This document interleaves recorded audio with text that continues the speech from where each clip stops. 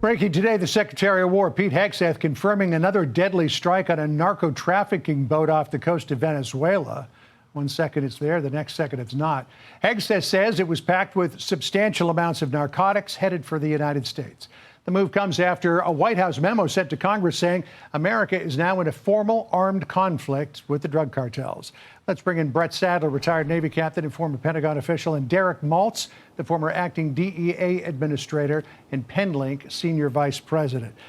So complaints from Democrats and Republicans alike prompted that letter that the White House sent to Congress in terms of the engagement with cartels. It said in part, the president determined these cartels are non-state armed groups, designated them as terrorist organizations, and determined that their actions constitute an armed attack against the United States.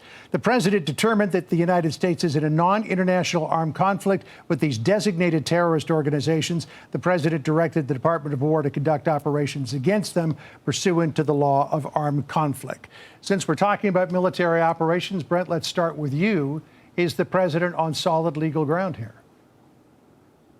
He does have a legal case, and I think it can be made that he's acting effectively as a commander-in-chief against imminent danger, that we know of drugs that are killing tens of thousands of American citizens. So I think that is the case, at least that's been heard being made.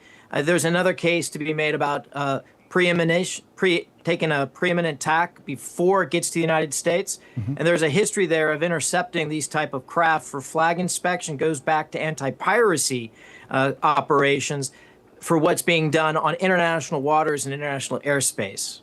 All right, Derek, last week at the United Nations, the president declared that these new operations have basically dried up smuggling on the ocean by boat. Listen to what he said. People don't like taking big loads of drugs in boats anymore. There aren't too many boats that are traveling on the seas by Venezuela. They tend not to want to travel very quickly anymore. And we've virtually stopped drugs coming into our country by sea.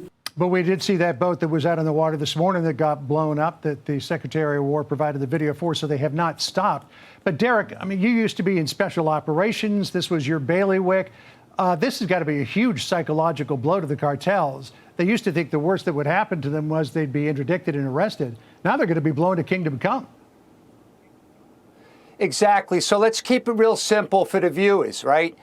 Historic amounts of American deaths from poison coming from the terror cartels requires an aggressive historic response. As a citizen, I have never seen drug boats being hit with kinetic strikes. I am very proud to be an American today to see that this president and the administration is standing up for families and communities all over the country.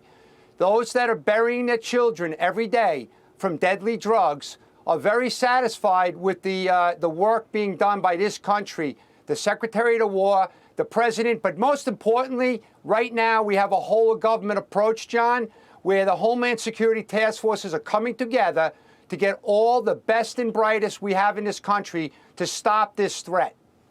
The FBI Director, Kash Patel, was before the Senate Judiciary Committee not long ago. Here's what he said about taking down the drug cartels with his foreign terrorist designation. Listen here.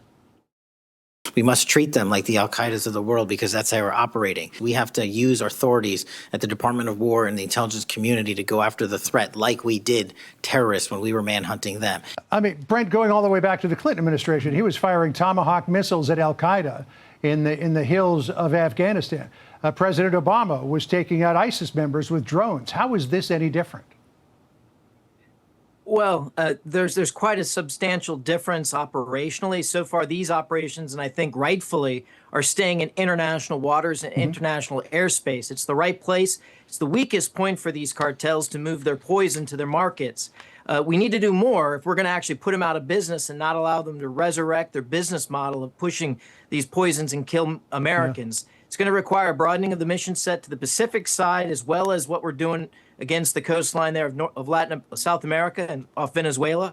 But there is a historical precedent. We are using it also in the Arabian Sea to go after the arms smuggling that goes to the Houthis. It's called a flag inspection, and to try to stop this illicit type of trafficking that's going on there.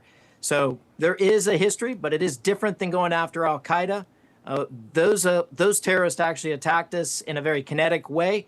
but the results are the same: dead Americans, and that is the principle the president's acting on: protect American lives. Although Clinton was firing missiles at Al Qaeda before 9/11, so we'll see where the argument goes from here. Brent, Derek, good to talk to you. Thanks so much.